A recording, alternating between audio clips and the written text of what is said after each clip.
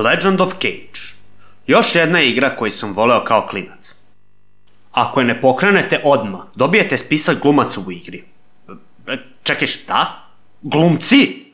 Stvarno? Hoćeš da mi kažeš da ste doveli ninđu, princezu, magičnog monaha i samuraja da glume likove u igri da bi ih posle pretvorili u piksele koji jedva predstavljaju ljude? Da, kako da ne. Ovo mora da je najčudnija stvar koju sam ikad video. Obično puste demo igre, ili nekakav intro, ili priču, ili pravila igre, ili nešto. Ali ne ovo. Mislim, kontam šta su hteli da postignu s ovim, ali daj, ko da je bitno ko se kako zove u ovoj igri. Pogotovo sa imenima koje ne znam ni da pročitam. Uglavnom, igra počinje tako što vidimo kako Kirihime ide sama šumom, sleđa joj doskoči Shinobi i sada Cage ide da je spasi. Mada, što je jako čudno, Cage je svo vreme tu dok kidnapuje princezu.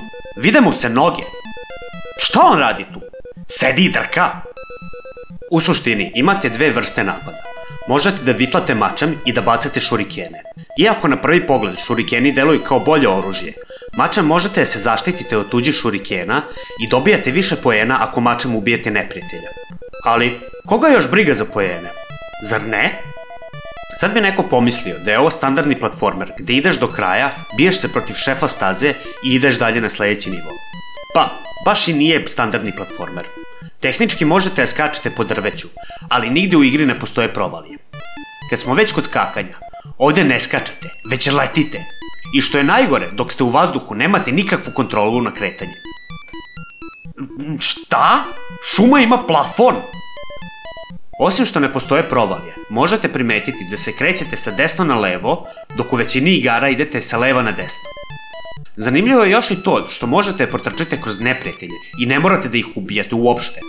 Mada, ako stignete do kraja staze, udarate u zid i ne možete dalje. Zapravo, svaka staza ima određeni zadatak koji morate da uradite. U prvoj stazi morate da ubijete 2-3 plava joboa i jednog crvenog, a oni se pojavljuju kada ubijete dovoljno shinobija. Valjda? U drugoj stazi trebate da ubijete 10 shinobija, u trećoj samo da se popnete na vrh zida, a u četvrtoj idete kroz veliku kuću i spašavate Kirihime. Zvuči jednostavno, zar ne? Pa, zapravo i nije. Prva stvar, shinobi pored svojih katana imaju šurikene, koje, kao što sam rekao, možete da blokirate svojim mačem, ali vam to neće uvek poći za rukom, čak i ako konstantno vitlate mačem. Hoćeš li me pustiti da se pomerim 2 metra? Takođe, oni bacaju ove bele bombe od kojih ne možete da se odbranite, možete samo da ih izbegavate. A joboji bacaju plamenje što vas odmah ubija. Ali, najgora stvar od svega je to što počinjete sa 3 života, jedan udarac vas ubija i kad izgubite sve živote, morate sve od početka. Ne, ukurac! Naravno, imate i vi svašta nešto da pokupite. Kao na primjer ove bele kugle koje možete dobiti kad ubijete neke neprijatelje. To vam menja boju odela prvo u zeleno, a onda u žuto. Ubrzava vas, ojačava vam šurikene i štiti vas od jednog udarca. Osim vatre, tu vas ništa ne može spasiti. Pored tih kugli imate i ovaj neki kurac što se jedva vidi i nemam pojma kako ga naterate da se pojavi.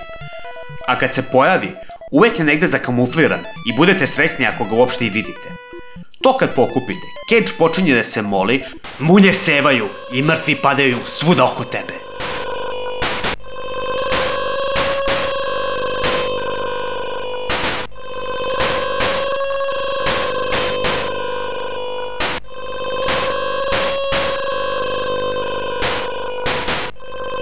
To nema nikakvu svrhu, osim da zaustavi igru na kratko i da ti napuca poene.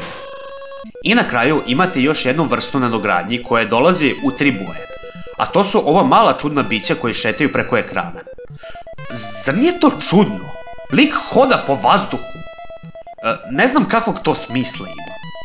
Uglavnom, crveni mogu da daju poene ili nadogradnju da vaši šurikeni pucaju na 8 strana na određeno vreme, beli daju poene, a plavi život. Ovo delo je super, ali ne možete sve nadogradnje da dobijete na svakoj stazi. Na prvoj stazi možete da dobijete sve nadogradnje osim plavog bića, Na drugoj stazi možete da dobijete samo plavo biće i to ako ubijete 7 šinobija svojim mačem i to dok ste u vodi. Na trećoj stazi možete da dobijete samo onaj kurac što ubija sve oko vas i to samo ako ubijete jednog jedinog crnog šinobija koji se ne pojavljuje uvek.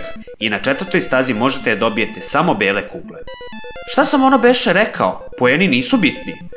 Ispostavlja se su poeni od velikog značaja u ovoj igri, jer svaki put kad sakupite 50.000 poena, dobijate jedan život. A s obzirom da je ovo skoro jedini način da ih dobijete, molit ćete Boga za još jedan život. O, vidi nadogradnja.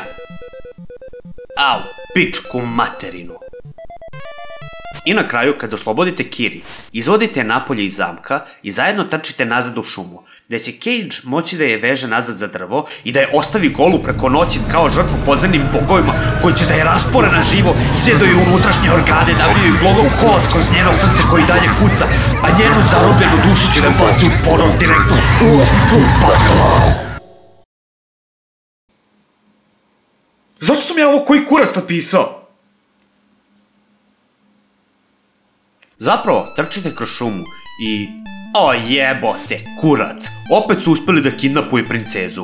I verovali ili ne, sada se borite protiv šefa prvog dela igre. A to su dva bela jobo monaha kojima ne možete ništa dokle god ne ubijete prvo ovog leptira.